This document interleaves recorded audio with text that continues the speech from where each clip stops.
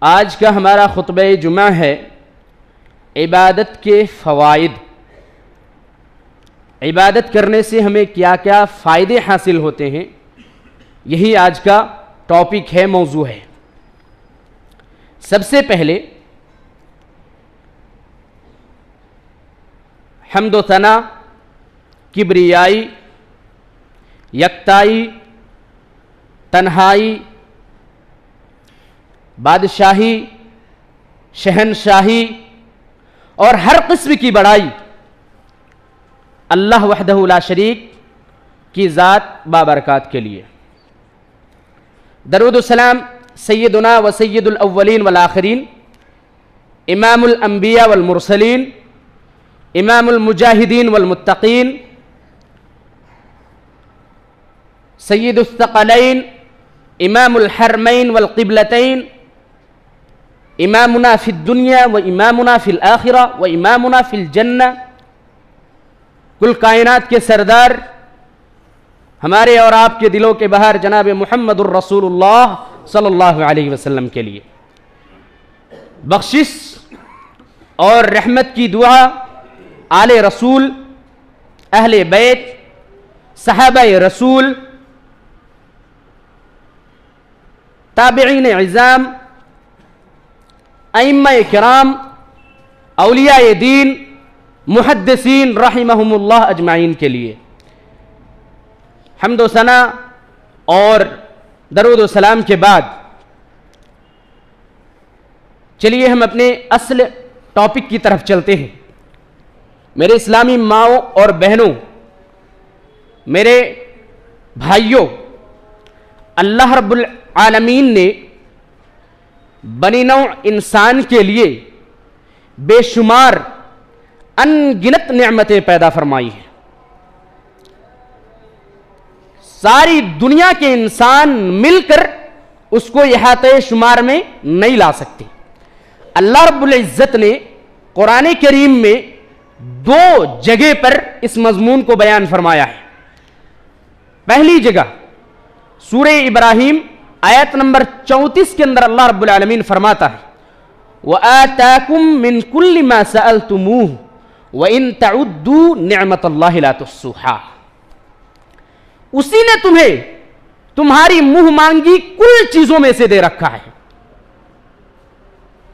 اسی نے تمہیں یعنی اللہ رب العالمین ہی نے تمہیں تمہاری منہ مانگی کل چیزوں میں سے دے رکھا ہے۔ وَآتَاكُم مِّن كُلِّ مَا سَأَلْتُمُوهُ وَإِن تَعُدُّوا نِعْمَةَ اللَّهِ لَا تُحْصُوهَا۔ تو لوگوں، اگر تم اللہ کی نعمتوں کو گننا چاہو لا تحصوها تو نہیں گن سکتے۔ یہ اللہ رب العالمین کا ہی فرمان ہے۔ ان الانسان لظلوم کفار، بلا شبہ انسان بڑا ہی ناشکرا، بڑا ہی ظالم اور بڑا بے انصاف ہے۔ ان الانسان لظلوم کفار، انسان بڑا بے انصاف، بڑا ظالم اور بڑا ناشکرا ہے۔ اتنی ساری نعمتیں اللہ کی مل جاتی ہے پھر بھی وہ اللہ کا شکر ادا نہیں کرتا۔ دوسری جگہ اللہ رب العالمین نے سورہ نحل آیت نمبر 18 کے اندر ارشاد فرمایا ہے، فرماتا ہے وَإِن تَعُدُّوا نِعْمَةَ اللَّهِ لَا تُحْصُوهَا إِنَّ اللَّهَ لَغَفُورٌ رَحِيمٌ۔ لوگو، تم اگر اللہ کی نعمتوں کو، جو نعمتیں اللہ نے تمہیں دے رکھی ہے، ان نعمتوں کو شمار کرنا چاہو تو شمار نہیں کر سکتے۔ ان اللہ لغفور رحیم، بے شک اللہ تبارک و تعالی بڑا بخشنے والا اور بڑا رحم کرنے والا ہے۔ میرے بھائیوں، اس دنیا میں یہ ٹھاٹھے مارتے ہوئے سمندر، یہ بہتے ہوئے دریا، یہ رخ بدلتی ہوائیں، یہ گردش کرتے ہوئے سورج، چاند اور ستارے، یہ بدلتے ہوئے موسم، یہ برستی ہوئی بارشیں، یہ زمین سے نکلتی ہوئی طرح طرح کی پیداوار، یہ زمین پہ پھیلائے گئے قسم قسم کے جانور، یہ قیمتی معدنیات سے بھرے ہوئے پہاڑ، یہ فضاؤں میں اڑتی ہوئی پرندوں کی ڈاریں، یہ قسم قسم کے پھول اور پھل، یہ لہلہاتے کھیت، یہ سرسبز و شاداب باغات، یہ پھوٹتے ہوئے چشمے اور گرتی ہوئی آبشاریں، یہ ساری چیزیں کس کے لیے ہے؟ انسان کے لیے ہے۔ یہ ساری کی ساری چیزیں اللہ رب العالمین نے کس کے لیے پیدا فرمایا ہے؟ انسان کے لیے، کوئی دوسرے اس سے فائدہ نہیں اٹھاتے، صرف انسان ہی اس سے فائدہ اٹھا رہا ہے۔ اور انسان کس لیے ہے؟ انسان رب کائنات کی عبادت کے لیے ہے۔ دنیا کی ساری چیزیں انسان کے لیے، اور انسان کس لیے؟ انسان رب کائنات کی عبادت کے لیے۔ اللہ رب العالمین نے اسی بات کو سورہ زاریات آیت نمبر 56 کے اندر فرمایا ہے، وَمَا خَلَقْتُ الْجِنَّ وَالْإِنسَ إِلَّا لِيَعْبُدُونَ۔ او لوگو سن لو، میں نے جنوں اور انسانوں کو صرف اپنی عبادت کے لیے پیدا کیا، إِلَّا لِيَعْبُدُونَ، انہیں میں نے پیدا نہیں کیا ہے مگر یہ کہ صرف وہ میری عبادت کریں۔ صرف اللہ رب العالمین کی عبادت کے لیے ہم سب کو پیدا کیا ہے، جنوں اور انسانوں کو اللہ رب العالمین نے وجود بخشا ہے۔ یہ دنیا کی ساری چیزیں آج اللہ رب العالمین کی حمد و ثنا بیان کرتی ہے، اللہ رب العالمین کی عبادت کرتی ہے، سوائے انسان کے۔ انسانی نعمتوں سے فائدہ اٹھانے کے باوجود، ان ساری نعمتوں سے مستفید ہونے کے باوجود اللہ کا ایک بار بھی دن میں نام نہیں لیتا۔ دنیا کی ساری چیزیں اللہ کی عبادت کر رہی ہیں، اللہ کی حمد و ثنا بیان کر رہی ہے، یہ قرآن کا حکم ہے، قرآن کا فرمان ہے۔ لیکن انسان جس کے لیے دنیا کی یہ ساری چیزیں پیدا کی گئی ہے، یہ انسان اللہ کی عبادت نہیں کر رہا، یہ انسان بھولے سے بھی اللہ کو دن میں ایک بار اللہ کا شکر ادا نہیں کرا۔ اسی لیے اللہ نے کہا ان الانسان لظلوم کفار، بلا شبہ انسان بڑا بے انصاف، بڑا ناشکرا ہے۔ اتنی ساری چیزیں دے دی، اتنی ساری نعمتیں دے دی، لیکن کبھی اس کی زبان سے اللہ کے لیے ایک شکر کے الفاظ بھی نہیں نکلتے۔ چلیے ذرا جان لیتے ہیں کہ عبادت کسے کہتے ہیں۔ انسان کو عبادت کے لیے پیدا کیا گیا ہے نا، عبادت کیا چیز ہے اسے جان لیتے ہیں۔ عبادت کا مفہوم یہ ہے کہ اللہ تبارک و تعالیٰ کو خالق مالک مانتے ہوئے کائنات کی ہر چیز میں تصرف کرنے والا، یعنی صرف اسی کا حکم چل رہا ہے کائنات کی ہر چیز میں، کائنات کی ہر چیز میں تصرف کرنے والا تسلیم کرتے ہوئے اس کی بارگاہ میں عاجزی و انکساری اختیار کرنا اور اس کی تعظیم بجا لانا، یہ عبادت ہے، یہی عبادت کی تعریف ہے۔ اللہ تبارک و تعالیٰ کو خالق مالک قادر مانتے ہوئے کائنات کی ہر چیز میں اسی کا حکم چل رہا ہے، یہی تصرف کرنے والا تسلیم کرتے ہوئے اس کی بارگاہ میں عاجزی انکساری اختیار کرنا، اپنے آپ کو چھوٹا سمجھ لینا اور اس کی تعظیم بجا لانا، اس کو بڑا سمجھنا، یہی کیا ہے؟ در حقیقت عبادت ہے۔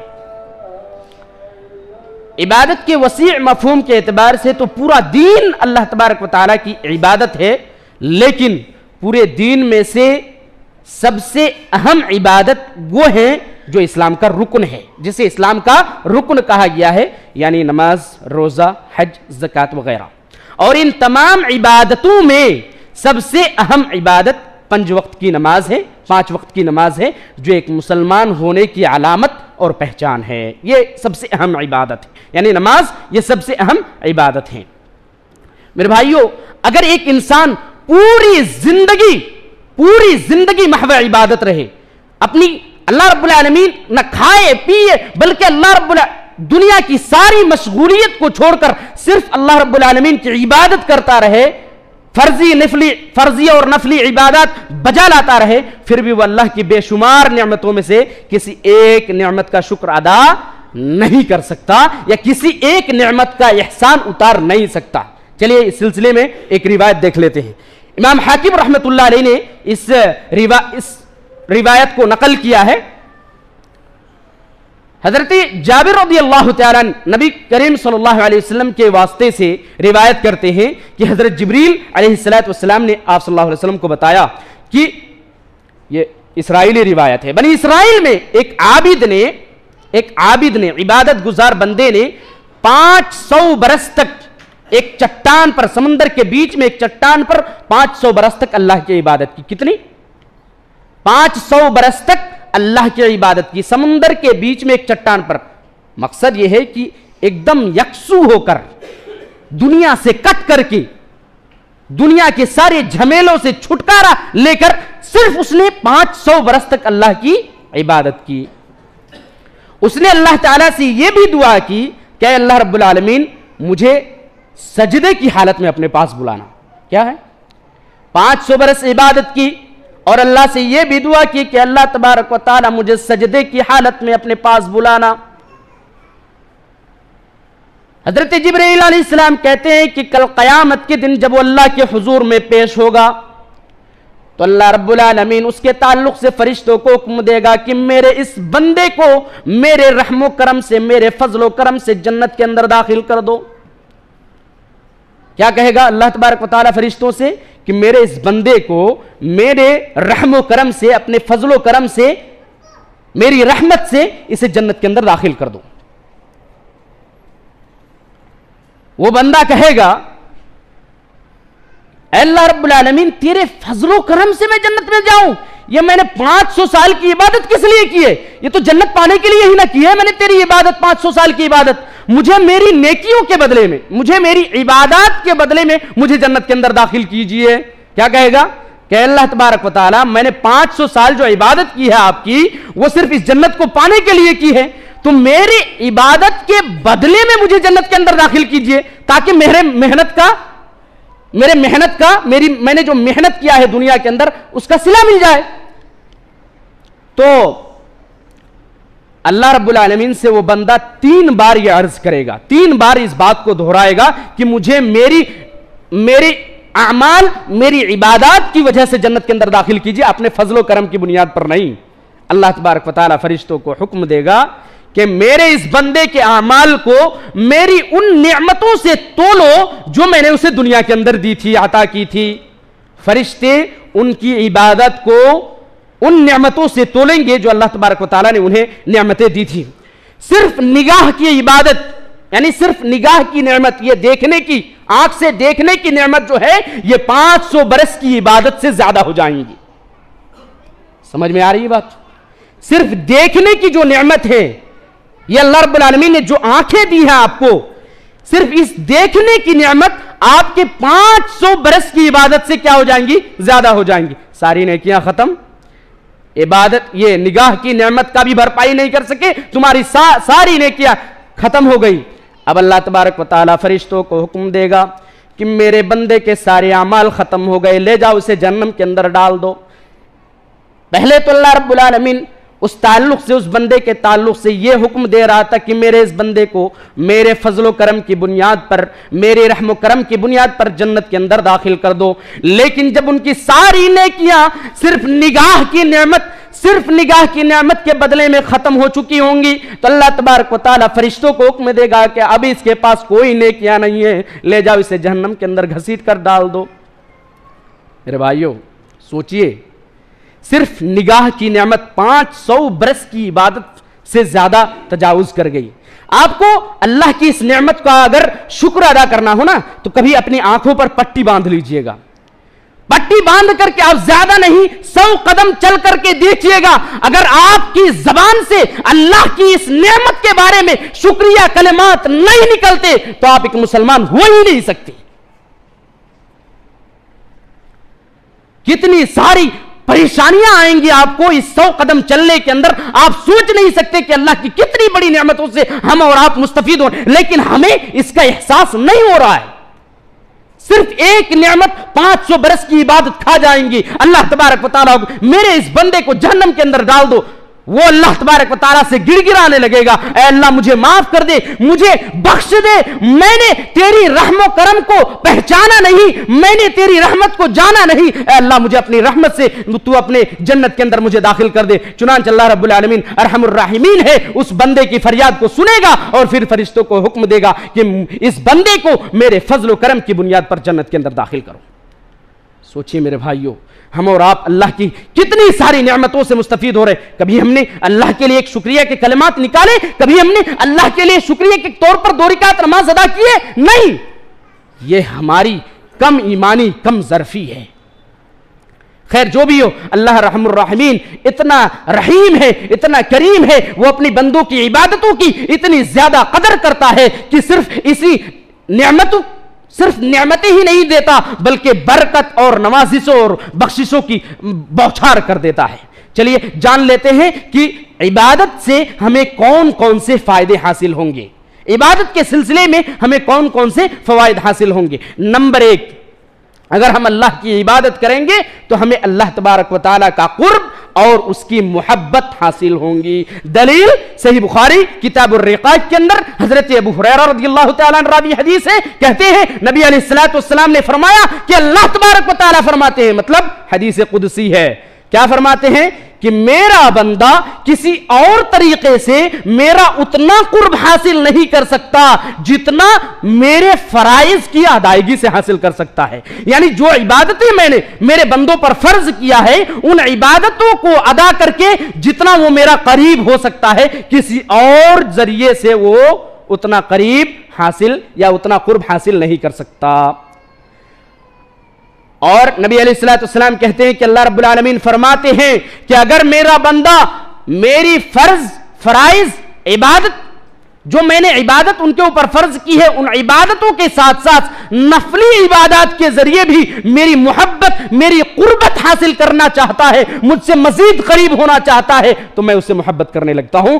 معلوم ہوا اس روایت سے، صحیح بخاری کی اس روایت سے، کہ فرض عبادت کی ادائیگی سے اللہ تبارک و تعالیٰ کا قربت حاصل ہوتا ہے، اور نفلی عبادت کرنے سے اللہ کی محبت حاصل ہوتی ہے۔ یہ عبادت کا سب سے پہلا فائدہ ہے۔ دوسرا فائدہ، عبادت کرنے کی وجہ سے اللہ کے رسول صلی اللہ علیہ وسلم کی رفاقت حاصل ہوں گی۔ کہاں؟ جنت کے اندر۔ ہمارے اور آپ کے دل میں جب صحابہ کرام کے بارے میں ہم پڑھتے ہیں تو یہ خواہش پیدا ہوتی ہے نا کہ کاش ہم اللہ کے رسول کے زمانے میں پیدا ہوئے ہوتے تو ہمیں بھی ایمان کی دولت نصیب ہوتی، ہم بھی صحابہ کرام کہلاتے، صحابہ کرام کے زمروں میں شامل ہو جاتے، ہم بھی پیارے نبی صلی اللہ علیہ وسلم کی زیارت کرتے۔ یہ دل، یہ امنگ پیدا ہوتی ہے کہ نہیں؟ تو ایک راستہ ہے اللہ کے رسول صلی اللہ علیہ وسلم کی صحبت کا، اللہ کے رسول صلی اللہ علیہ وسلم کی رفاقت کا۔ اس راستے پر اگر عمل کرو گے تو انشاءاللہ کل قیامت کے دن اللہ کے رسول صلی اللہ علیہ وسلم کی رفاقت حاصل ہوگی۔ صحیح مسلم کی روایت ہے، کتاب الصلاح کے اندر امام مسلم رحمۃ اللہ علیہ نے اس حدیث کو روایت کیا۔ حضرت ربیعہ بن کعب الاسلمی رضی اللہ تعالیٰ عنہ راوی حدیث ہے، کہتے ہیں نبی کریم صلی اللہ علیہ وسلم کی خدمت کے لیے میں رات بھر اللہ کے رسول صلی اللہ علیہ وسلم کے پاس مستعد رہتا، تیار رہتا تھا، کھڑا رہتا تھا۔ میں نبی علیہ السلام کی خدمت کے لیے رات بھر اللہ کے رسول صلی اللہ علیہ وسلم کے پاس مستعد رہتا تھا، یعنی آپ کی ضرورت کی چیزیں لاتا، جیسے وضو کا پانی لاتا، آپ کے لیے مسواک لاتا، آپ کی چھڑی لاتا جس کو آپ ہمیشہ اپنے ساتھ رکھتے تھے، یہ ساری چیزیں میں آپ کے لیے۔ ایک دن نبی علیہ السلام مجھ سے خوش ہوئے، ہوتا ہے نا جب کوئی ہمارے کوئی کام کر دیتا ہے تو ہم کہتے ہیں بھائی کچھ مانگو مجھ سے۔ نبی علیہ السلام نے صحابی رسول حضرت ربیعہ بن کعب الاسلمی رضی اللہ تعالیٰ عنہ سے کہا کہ اے ربیعہ مجھ سے کچھ مانگو، سوال کرو، تم میری بہت خدمت کرتے ہو، اللہ جزائے خیر دے، ذرا کچھ مانگو، کچھ میرے بس میں ہو تو میں تمہیں دوں گا، عطا کروں گا۔ سوچئے صحابی رسول نے کیا سوچ کے رکھا تھا، جیسے ہی اللہ کے رسول نے یہ کہا کہ مجھ سے کچھ مانگو، فوراً صحابی رسول کے زبان سے یہ جملہ نکلا کہ اے اللہ کے رسول، دنیا میں جس طرح اللہ تبارک و تعالیٰ نے آپ کی رفاقت نصیب فرمائی ہے، میں چاہتا ہوں کہ جنت کے اندر بھی آپ کی رفاقت مجھے ملے۔ کیا سوچ تھی، کیا ان کا جذبہ تھا، کیا سوچا تھا انہوں نے؟ سوچا کہ اللہ کے رسول، یہ دنیا کے اندر ہمیں تو اللہ کے رسول کی رفاقت نصیب ہو گئی، پتہ نہیں کل قیامت کے دن اللہ تبارک و تعالیٰ نبی کریم صلی اللہ علیہ وسلم کو کون سے مقام، کون سی جنت عطا فرمائے گا، میں ان چیزوں سے محروم ہو جاؤں گا۔ میں اللہ کے رسول کی دنیا میں تو خدمت کرتا ہوں، کل آخرت کے اندر بھی اللہ خدمت کا موقع دے۔ تو صحابی رسول نے فوراً کہا اے اللہ کے رسول، میں جنت کے اندر آپ کی رفاقت کا سوال کرتا ہوں۔ اگر چاہتے تو نبی علیہ السلام سے کہتے اللہ کے رسول فلاں جگہ کی مجھے گورنر بنا دیجئے، اگر چاہتے تو کہتے اللہ کے رسول خیبر کی زمین مجھے دے دیجئے، اگر چاہتے تو اللہ کے رسول صلی اللہ علیہ وسلم سے کہتے کہ اللہ کے رسول مجھے فلاں جگہ کی حاکم بنا دیجئے، گورنر، اللہ کے رسول فلاں جگہ کی زمین دے دیجئے۔ لیکن یہ ساری چیزوں کو ٹھکرا کر کے انہوں نے ایک چیز مانگی، وہ بھی آخرت کے تعلق سے، کہا کہ اللہ کے رسول میں جنت میں آپ کی رفاقت کا سوال کرتا ہوں، جس طرح سے اللہ رب العالمین نے دنیا کے اندر آپ کی رفاقت نصیب فرمائی ہے، میں چاہتا ہوں کہ جنت کے اندر بھی آپ کی خدمت کروں، میں آپ کے ساتھ رہوں۔ سبحان اللہ۔ نبی علیہ السلام نے کہا کچھ اور مانگ سکتے ہو اس کے علاوہ؟ یہ تو میرے بس کی نہیں ہے۔ کیا کہا؟ یہ تو میرے بس کی چیز نہیں ہے، جنت دینا، جنت کس کے بغل میں ہو یہ دینا کس کا کام ہے؟ اللہ رب العالمین کا کام ہے۔ یہ تو میرے بس کی چیز نہیں ہے, کچھ اور مانگ سکتے ہو اس کے علاوہ. صحابی رسول چاہتے تو اس آپشن کو کینسل کر کے اللہ کے رسول سے کہتے چلیے ٹھیک ہے, اگر یہ ایسا نہیں ہو سکتا تو دنیا ہی دے دیجئے, فلاں جگہ کی مجھے امیر بنا دیجئے, کچھ بھی مانگ سکتے تھے. لیکن کہا کہ نہیں اللہ کے رسول میں صرف یہی چاہتا ہوں. ضد کرنے لگے بچے کی طرح. نبی علیہ الصلوۃ والسلام نے کہا فإنی علی نفسک بکثرت السجود, او صحابی رسول اگر تم چاہتے ہو کہ اللہ تبارک و تعالیٰ تمہیں جنت کے اندر میرے ساتھ رکھ کے میری رفاقت نصیب فرمائے تو ایک کام کرو, زیادہ سے زیادہ سجدہ کر کے میری مدد کرو. کیسے میری مدد کرو؟ تم زیادہ سے زیادہ سجدہ کر کے, زیادہ سے زیادہ عبادت کر کے, زیادہ سے زیادہ نوافل ادا کر کے تم اپنے آپ کو اس لائق بناؤ کہ میں تمہارے حق میں کل قیامت کے دن سفارش کر سکوں اللہ تعالیٰ سے کہ اللہ رب العالمین اس بندے کو یہ جو عبادت انہوں نے کیا ہے دنیا کے اندر, اس عبادت کے بدلے میری رفاقت نصیب فرما. تو یہ عبادت کا دوسرا فائدہ ہے. ہم اور آپ اگر چاہیں تو اللہ رب العالمین سے اللہ کے رسول صلی اللہ علیہ وسلم کی رفاقت طلب کر سکتے ہیں اللہ کی عبادت کر کے. یہ عبادت کا دوسرا فائدہ. عبادت کرنے سے گناہ معاف ہوتے ہیں. تیسرا فائدہ, اللہ رب العالمین نے سورہ ہود آیت نمبر 114 کے اندر فرمایا ہے وَأَقِمِ الصَّلَاةَ طَرَفَيِ النَّهَارِ وَزُلَفًا مِّنَ اللَّيْلِ إِنَّ الْحَسَنَاتِ يُذْهِبْنَ السَّيِّئَاتِ ذَلِكَ ذِكْرَىٰ لِلذَّاكِرِينَ. اللہ رب العالمین فرماتا ہے کہ لوگوں دن کے دونوں کناروں پر اور رات کے کچھ حصے میں نماز قائم کرو. میں نے کہا نا کہ نماز اللہ کی سب سے عظیم عبادت ہے. سب سے عظیم عبادت کون سی ہے؟ نماز ہے. تو اللہ نے کیا حکم دیا کہ لوگوں دن کے دونوں کناروں پر اور رات کے کچھ حصے میں نماز ادا کرو. مفسرین نے اس کی تفسیر بیان کرتے ہوئے کہا ہے کہ دن کے دونوں کناروں سے مراد پہلا کنارہ یعنی فجر کی نماز ہے, پہلے فجر کی نماز, پھر بعد میں دوسرے کنارے پر ظہر اور عصر کی نماز ہے. وَزُلَفًا مِّنَ اللَّيْلِ, اور رات کے کچھ حصے میں سے مراد مغرب کی نماز اور عشاء کی نماز ہے. 5 نمازیں آ گئی.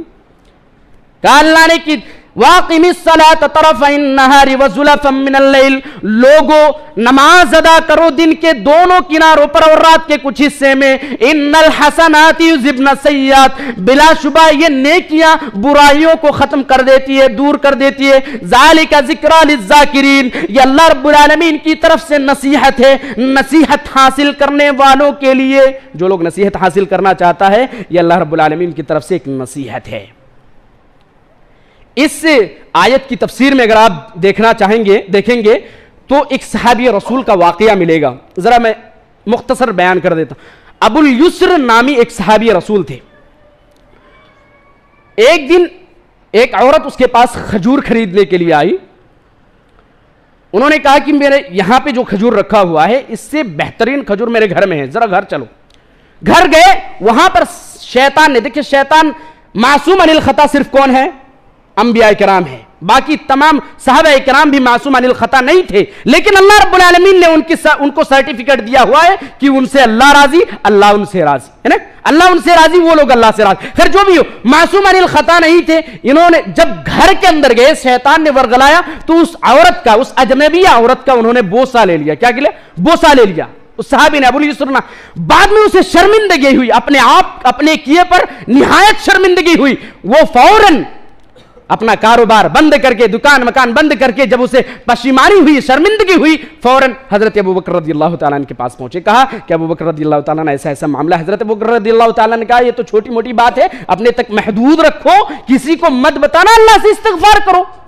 حضرت ابوبکر رضی اللہ تعالیٰ عنہ کی بات سن کر کے ان کو اطمینان نہیں ہوا. یہ ہے صحابہ کرام کا ایمان. کوئی غلطی ہو جاتی ان سے, اگر بتقاضائے بشریت انسان ہونے کے ناطے اگر ان سے کوئی گناہ سرزد ہو جاتا تو ان کے ایمان کا درجہ دیکھیے کہ ان کو اس وقت تک چین نہیں ملتا تھا جب تک وہ گناہ دھل نہ جائے.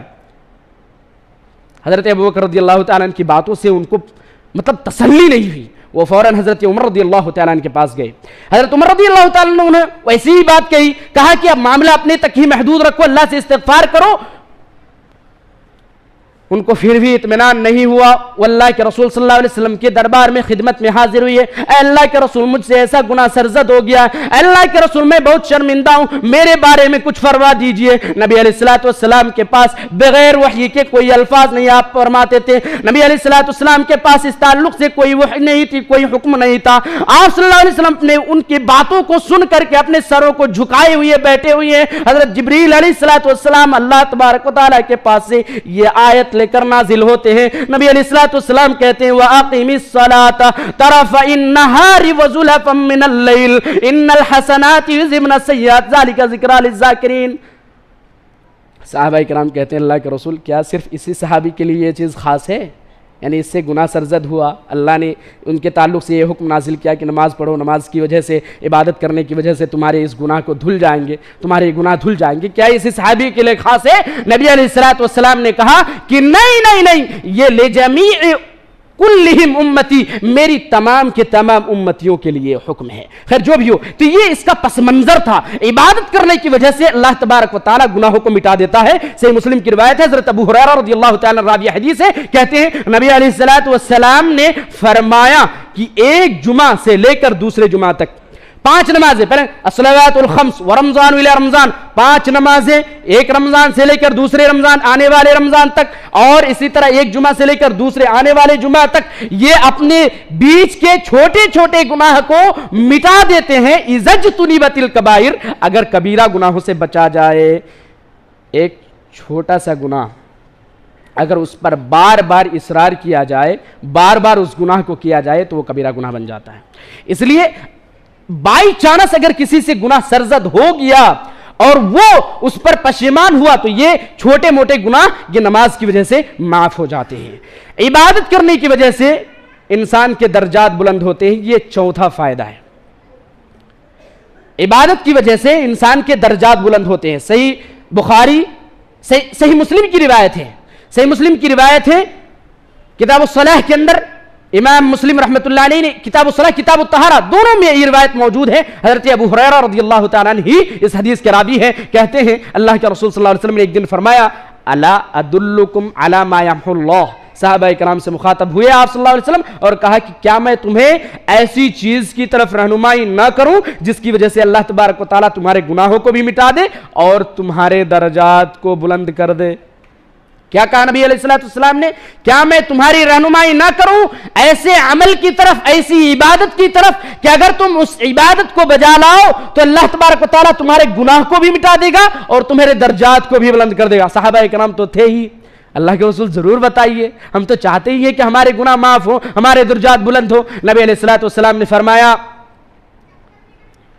کہ مشقت کے اوقات میں اسباغ الوضوء علی المکارہ، مشقت کے اوقات میں اچھی طرح سے وضو کرنا۔ ٹھنڈ بہت زیادہ ہے، فجر کا وقت ہے، اتنی ٹھنڈ ہے کہ ایک انسان پانی چھونا تو دور کی بات ہے، پانی دیکھ کر ہی ڈرتا ہے کہ کیسا ہوگا۔ مشقت کا وقت ہے، اس میں بھی ایک مومن اٹھتا ہے اللہ کی رضا کے لیے، ٹھنڈے وقت میں اٹھتا ہے، اٹھ کر کے نل چالو کرتا ہے، نل میں سے جو ٹھنڈا پانی گر رہا ہے اس میں اچھی طرح سے وضو کرتا ہے۔ یہ ایک ایسی عبادت ہے، ٹھنڈے وقت میں مکارہ مشقت کے اوقات میں اچھی طرح سے وضو کرنا ایک ایسی عبادت ہے جس کی وجہ سے اللہ تبارک و تعالیٰ انسان کے گناہ کو بھی معاف کرتا ہے اور اس کے درجات کو بھی بلند کرتا ہے۔ وَخَثْرَةُ الْخُطَىٰ إِلَى الْمَسَاجِدِ، نبی علیہ السلام نے دوسری عبادت کا ذکر کیا کہ مسجد کی طرف زیادہ سے زیادہ کثرت سے چل کر جانا۔ إِلَى الْمَسَاجِدِ، مسجد کیا؟ مسجد میں قضاء حاجت پوری کرنے کے لیے زیادہ سے زیادہ مسجد کا راؤنڈ لگانا، چکر لگانا، مسجد میں دن میں 100 بار پیشاب پاخانہ کرنے کے لیے آنا، اس لیے نہیں بلکہ اللہ کی عبادت کرنے کی غرض سے مسجد کے اندر آنا۔ کثرت الخطا الی المساجد، مسجد کی طرف تمہارے قدموں کا زیادہ اٹھنا، مسجد کی طرف بار بار اللہ کا ذکر و اذکار کرنے کے لیے آنا، یہ ایک ایسی عبادت ہے جس کی وجہ سے اللہ تبارک و تعالیٰ تمہارے گناہوں کو مٹاتا ہے، تمہارے درجات کو بلند کرتا ہے۔ وانتظار الصلاۃ بعد الصلاۃ، ایک نماز کے بعد دوسری نماز کا انتظار کرنا. ابھی آپ نے ظہر پڑھی، عصر کا انتظار کر رہے ہیں کب عصر کی اذان ہو تاکہ میں عصر کی نماز پڑھ سکوں. یہ ایک ایسا عمل ہے، یہ ایک ایسی عبادت ہے جس کی وجہ سے اللہ رب العالمین آپ کے گناہوں کو بھی معاف کرتا ہے، آپ کے درجات کو بلند. نبی علیہ الصلوۃ والسلام نے ان تینوں عبادت کا ذکر کرنے اور فائدہ ذکر، دو فائدے ذکر کیے، تین عبادت ذکر کیے، ایک مزید فائدہ آپ نے ذکر فرمایا، فذالکم الرباط فذالکم الرباط فذالکم الرباط. یہ تمہارا شیطان کے خلاف مورچہ بندی ہے، یہ شیطان کے خلاف تمہارا مورچہ بندی ہے، یہ شیطان کے خلاف تمہارا مورچہ بندی ہے. کیا مطلب ہے؟ ان عمل کے کرنے کی وجہ سے تم شیطان کی وجہ سے، شیطان کی شر سے کیا ہو جاتے ہو؟ محفوظ ہو جاتے ہو، بچ جاتے ہو. حافظ ابن رجب رحمۃ اللہ علیہ نے کہا ہے کہ ٹھنڈی کے اوقات میں ٹھنڈ پانی سے وضو کرنا یہ ایمان کی اعلیٰ خصلت میں سے ہے.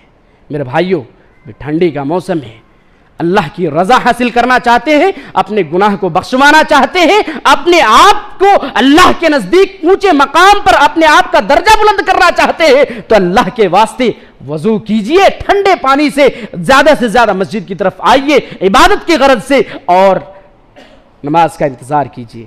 یہ عبادت کا چوتھا فائدہ ہے کہ درجات بلند ہوتی ہے. پانچواں فائدہ، عبادت کرنے سے اللہ تبارک و تعالی فقر و فاقہ کو یعنی غربت کو دور کر دیتا ہے. عبادت کرنے کی وجہ سے اللہ تعالی فقر و فاقہ یعنی غربت کو دور کر دیتا ہے. سنن ابن ماجہ، سنن ترمذی دونوں کے اندر یہ روایت موجود ہے.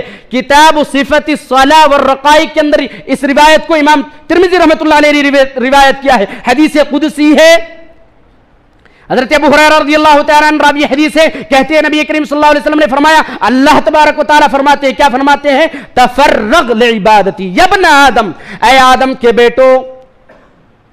اللہ تبارک و تعالیٰ ڈائریکٹ انسانوں سے مخاطب ہے، کہہ رہے ہیں کہ اے ابن آدم تفرغ لعبادتی، اے آدم کے بیٹو، اے آدم کی اولاد سنو، تفرغ لعبادتی، میری عبادت کے لیے فراغت حاصل کرو، وقت نکالا کرو، میری عبادت کرنے کے لیے وقت نکالا کرو. کیوں؟ املو صدرک غنن واسد فقرک. اللہ کے رسول صلی اللہ علیہ وسلم کہتے ہیں کہ اللہ تبارک و تعالیٰ نے فرمایا کہ میری عبادت کے لیے اگر وقت نکالو گے تو میں املو صدرک غنن، تمہارے سینے کو، تمہارے دل کو غنا کر دوں گا، غنی کر دوں گا، مالدار کر دوں گا. دیکھیے، ایک انسان اگر مالدار ہے اور اس کا دل مالدار نہیں ہے تو اللہ کی قسم اس کے جیب سے ایک روپیہ بھی غریب کے واسطے یا مسجد کے واسطے نہیں نکلے گا.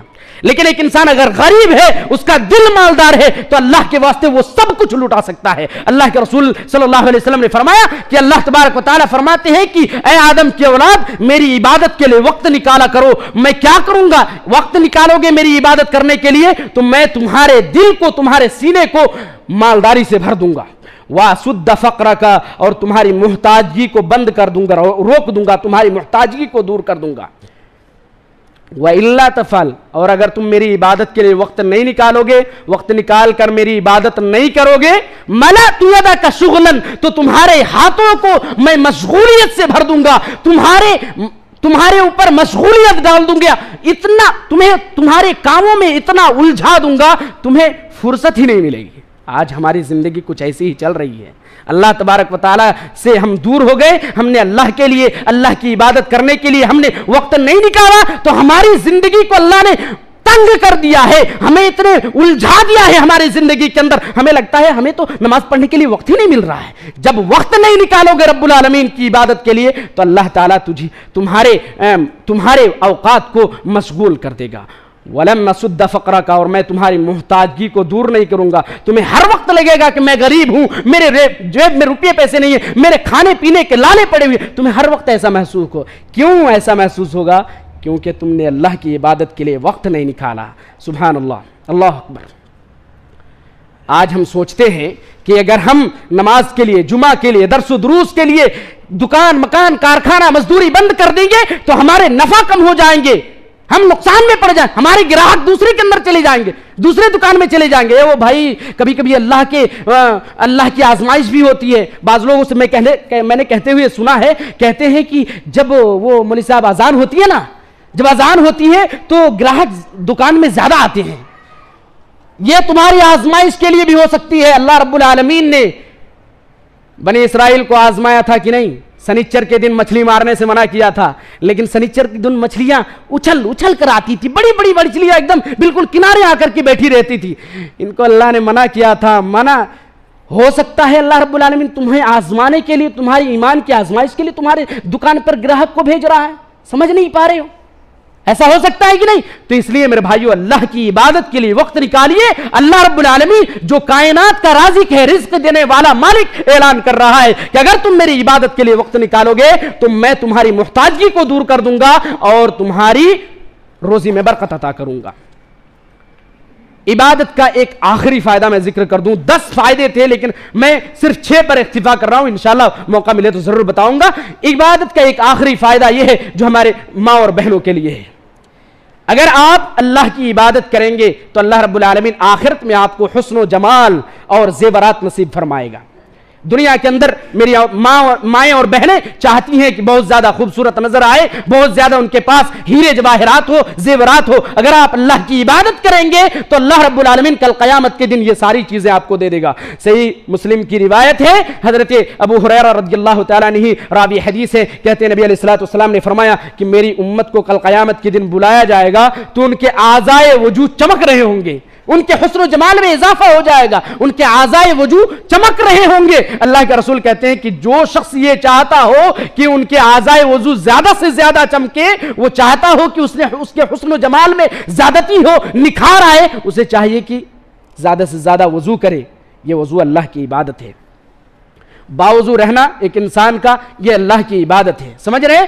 تو زیادہ سے زیادہ باوضو رہنا یا وضو کرنا یہ اللہ رب العالمین کے نزدیک ایسی عبادت ہے جس کی وجہ سے کل قیامت کے دن آپ کے حسن و جمال میں اضافہ ہوں گے. حضرت ابو ہریرہ رضی اللہ تعالیٰ عنہ جب سے اس حدیث کو نبی علیہ الصلوۃ والسلام سے سنا، وہ کیا کرتے تھے وضو کرتے وقت؟ یہاں سے دھلنے کا حکم ہے نا، کہنیوں سے وہ یہاں سے دھلا کرتے تھے.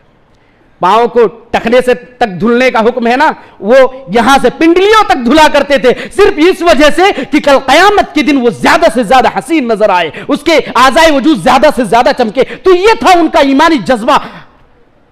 میری ماں اور بہنوں، اللہ تبارک و تعالیٰ کہ اللہ تبارک و تعالیٰ کے رسول صلی اللہ علیہ وسلم حضرت ابو ہریرہ رضی اللہ تعالیٰ عنہ اس حدیث کے بھی راوی ہے، کہتے ہیں نبی علیہ الصلوۃ والسلام نے فرمایا تبلغ الحلیۃ من المؤمن حیث یبلغ الوضوء، کہ کل ایک مومنہ کو وہاں تک زیورات سے مزین کیا جائے گا جہاں تک اس کے وضو کے پانی پہنچتے تھے.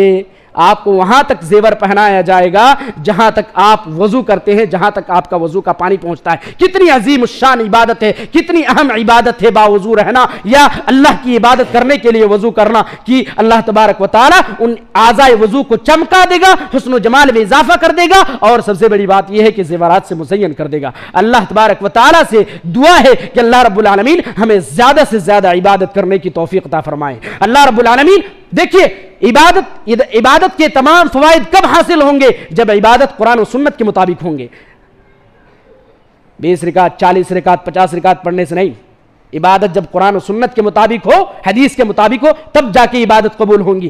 اللہ کے رسول صلی اللہ علیہ وسلم شریعت اسلامیہ میں سب سے اہم عبادت کون سی ہے؟ نماز ہے نا. نماز کے تعلق سے نبی علیہ الصلوۃ والسلام کا کیا حکم ہے؟ صلو کما رأیتمونی اصلی، میرے بندو، اللہ کے بندو، کہ تم نماز اسی طرح سے پڑھو جس طرح سے تم نے مجھے پڑھتے ہوئے دیکھا. یعنی میری سنت کے مطابق، میرے طریقے کے مطابق نماز پڑھو، تب تمہیں عبادت کی حج ایک عظیم الشان عبادت ہے، اسلام کا ایک اہم رکن ہے. نبی علیہ الصلوۃ والسلام حج کے بارے میں فرماتے ہیں خذوا عنی مناسککم، لوگوں مجھ سے حج کے طریقے سیکھ لو. غرض یہ کہ جتنے بھی عمل صالح ہے، جتنی بھی عبادات ہیں، تب قبول ہوں گے جب قرآن و سنت کے مطابق ہوں گے، ورنہ کل قیامت کے دن عاملۃ ناصبہ، عمل کر کر کے تھک چکے ہوں گے. کچھ لوگ دنیا کے اندر اللہ کی عبادت کر کر کے تھک چکے ہوں گے، کل قیامت کے دن وہ اللہ کے حضور حاضر ہوں گے.